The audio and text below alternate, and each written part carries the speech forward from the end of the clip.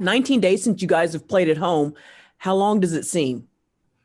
Well, it probably seems that it's been a while. Uh, I think we just had the one interruption, but it certainly seems like it's been a while. And although we're not playing in the friendly confines of Allen Fieldhouse like we have in years past, I think the guys will be excited to get back and home and hopefully have a little comfort from playing at home. You mentioned wanting to mix it up in practice this week. How has that gone, and do you like the energy of the team right now? It hadn't been bad. It's actually been pretty good. When there's a group of a core group of 8, that we could basically go with from a starting standpoint, and I don't know that exactly how we'll change it or positively if we will. We switched up teams and tried some different things, but the bottom line is those 8 need to play, and we got to find a way to distribute those minutes probably a little bit more evenly than what we have, and maybe cut down some minutes on a couple of guys. But it's actually gone pretty well. It's been pretty competitive. Marcus mentioned kind of the start of a new season. Is that a player's approach or something you coaches have emphasized, or where's he getting that? I don't know that we've said those exact words, Matt, but I think in theory, it's pretty true. In that I think at every time you do something over a marathon or a long period of time, you probably have to put the reset button or the restart button at times. And I do think that sometimes, winning can camouflage your ills, and sometimes losing obviously magnifies them much more. And we've been in a situation where it's been magnified and the tape doesn't lie. And I actually don't know that I've ever used that term, but it is pretty accurate, and we can't get back what we've lost, but we can certainly, do everything in our power to make sure that we put ourselves in a position to finish what we start. And so I think that's pretty accurate assessment.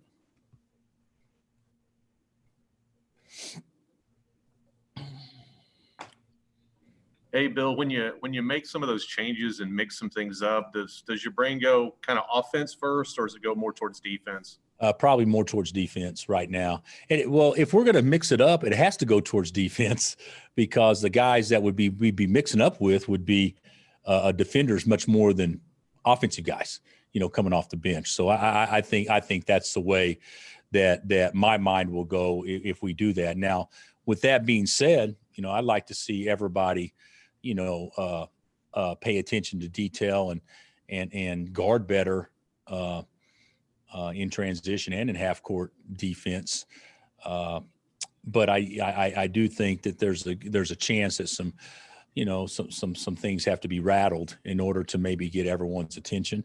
And I hope that's not the case. And I know the guys are putting in the effort and the focus and all those things. But, I think I do think the fact that everybody has an understanding that you're not going to get by maybe as much as we have in the past, regardless of how you're playing offensively, if we're deficient on the defensive end. We got to figure out a way to get stops first and foremost. Does how well DeJuan played at TCU factor into your thinking at all for this week? No.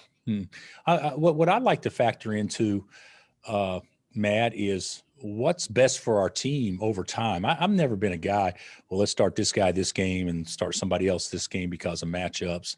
And I really haven't been much of, really, benching guys or anything like that. I've always thought we need to get our starters playing better. And now there's been times where maybe we tried some different things, but for the most part, we kept it pretty consistent. But I do think how somebody performed the last game will not have any bearing on how we start a game, but it may have a big bearing on how we attack or how we don't attack during the game. Got it. Yeah, I know you mentioned a while back Bryce is going to be out a while with the finger. Are you guys expecting to get him back this year, or is that? Oh, yes. No question. No question. Now, we don't know. It was what is it? 2 weeks tomorrow that he had surgery. Is that right, Chris? 2 weeks tomorrow that he had surgery. And we knew positively that there would be no chance of him doing anything prior to 2 weeks. Hopeful he could be shooting by 3 weeks. So from our standpoint, he's still on schedule. But he hasn't done anything yet, but we're except rehab, but we're still on point to have him back still with, at least 4 weeks left in the season, hopefully the regular season.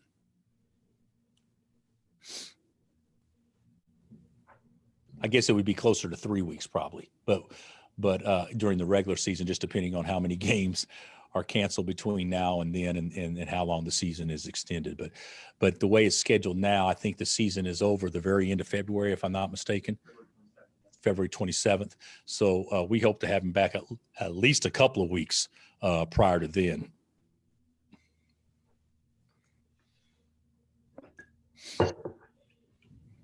Karen, you not going to speak up today? Hey, Bill, have you talked to TCU about their COVID situation? I guess they've only had 4 guys practicing for a while. No, I have not. And no, but the thing about it is, Gary, they've got enough to play, obviously. But I have not spoken with them. It was my understanding that their protocol or whatever ended right around Monday or Tuesday. So it wouldn't be right. It wouldn't be fair to them to play a game on Tuesday if it ends on Monday or Tuesday. So that was the reason why I thought this game was pushed back to Thursday, and that's as far as you can push it because everybody plays in the challenge on Saturday. But I have not talked to Jamie about it at all. What? Go ahead, Karen. No, I was just looking at kind of the big picture. Usually when we get to February, we're talking about the tournament. We're talking about, gearing up towards that. And in a year as crazy as this has been, and still kind of trying to work with the team you have to get them where you want them, is that all out the window? I mean, I guess I'm trying to figure out where you really start looking ahead to that, or do you? That's what I've been sitting here thinking about. No. We're definitely looking ahead. I mean, we're trying to gear ourselves up to have a storybook or a very happy end to our season. You can't do that unless you play well in the postseason. So no, we're gearing up to that. That has not changed. The only thing that is changed is probably the disappointment of being in a situation that midway through your league play, you're already significantly behind the league leader. And the reality is that, you probably, I mean, there's no guarantees, but they're probably not going to lose much, if any. So the whole thing is, you kind of gear down. I'll be honest. I haven't been in this situation in 18 years.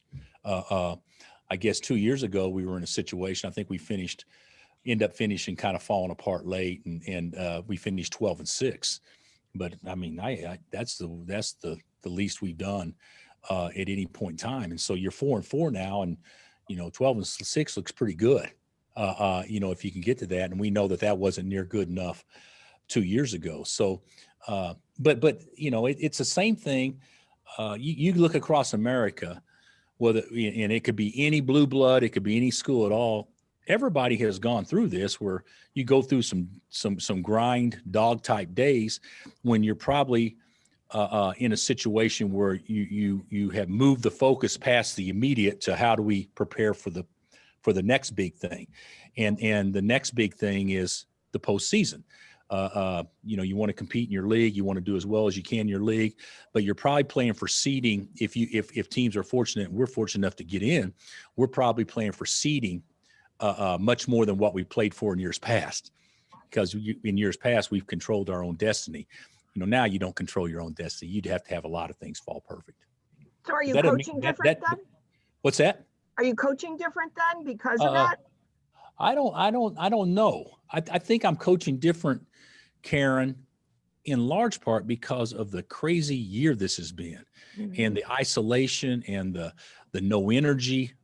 You think about it. I mean, you're 18 to 22 years old, and you're hanging out with us, and we get our butts beat. Just like 50% of all the teams get their butts beat on the day that they play.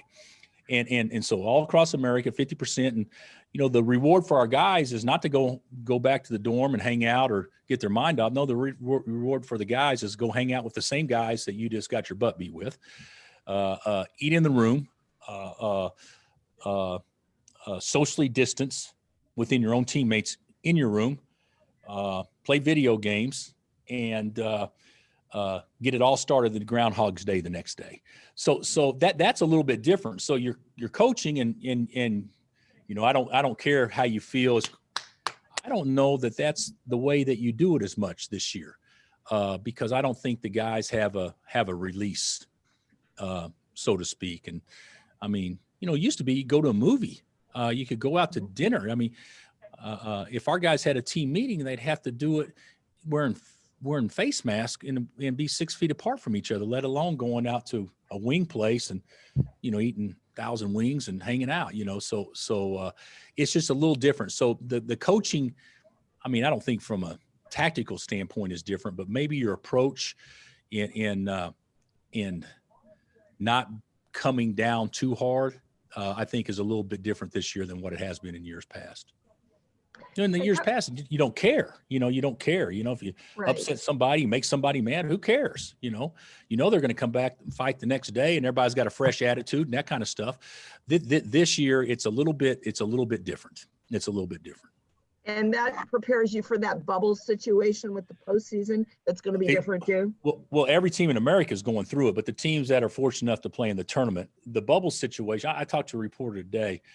The bubble situation, if they do it maybe the way that they're talking about, the Big 12 tournament's a bubble. You leave from the Big 12 tournament to go to the NCAA tournament, which is a bubble.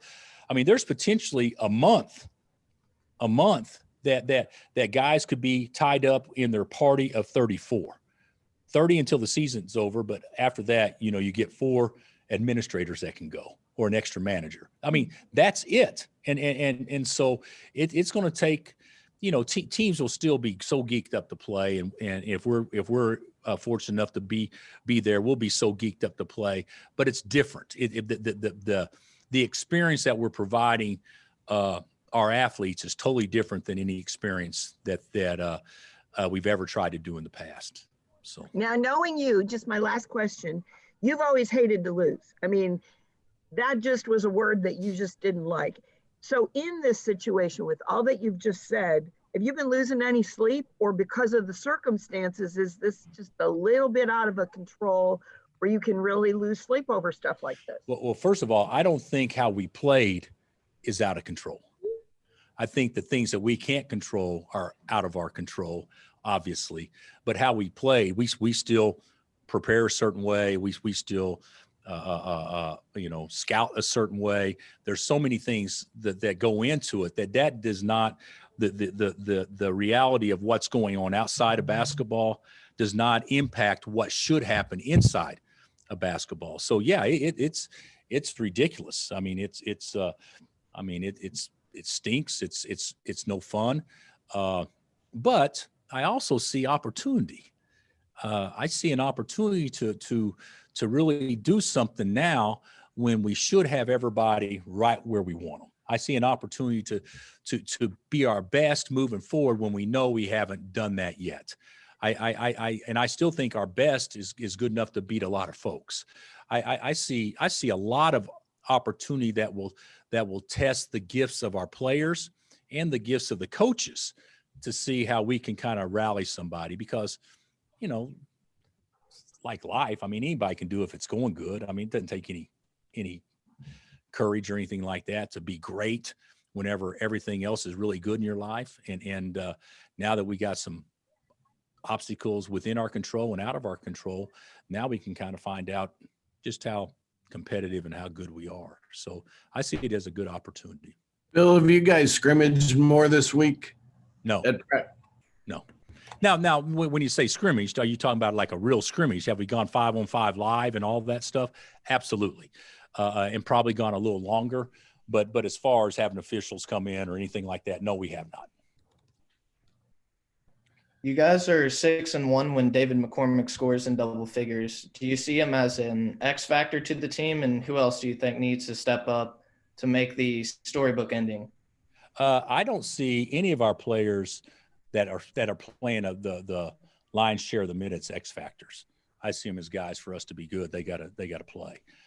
So, David, we're 6-1 when he scored in double figures. The way I look at that, and this is not on David, this is on the team. We should be 10-5 when he scores in double figures, because he should be scoring in double figures every game. That's kind of how I look at it. So, David to me is not an X factor. Christian, Jalen aren't X factors. They're and Marcus, Oates, they're not X factors. There are reliables, and our reliables have to, obviously step up and play well when it counts. I don't look at, a bad example, but I don't see Travis Kelce as being an X factor. I think he's a guy that, needs to get 8 to 10 catches every game and score touchdowns. So that's kind of how I look at those guys I just mentioned. Hey, What pleased you with the way that you guys played the first time against TCU? Ganitra, we shared the ball really well. I don't think we guarded them great. I think they got off way too many good looks, but for the most part, we were pretty sound defensively. But offensively, I mean, it was a hard team to guard because all 5 guys were effective. I mean, David had a big game, and Juan had a big game, and Jalen and Christian were great, and Oach was terrific, and Marcus didn't play. So I just thought offensively it was probably about as good a ball and body movement as we've had. Hey, with the schedule change, have you had to do double duty this week with turning right around Saturday playing again against a team you don't familiar with? Yeah, a little bit, but I'll say this too. I mean, how many times we played Saturday, Monday? Right. In the past. So or NCAA tournaments Thursday, Saturday, or Friday, Sunday. I mean, I think that I think it's double duty, but have we prepared for Tennessee? I'll tell you this, the answer would be no. We're preparing for the game tomorrow, and then the Saturday game will come after that. All right, Coach, thank you. Okay, guys. Thanks, guys.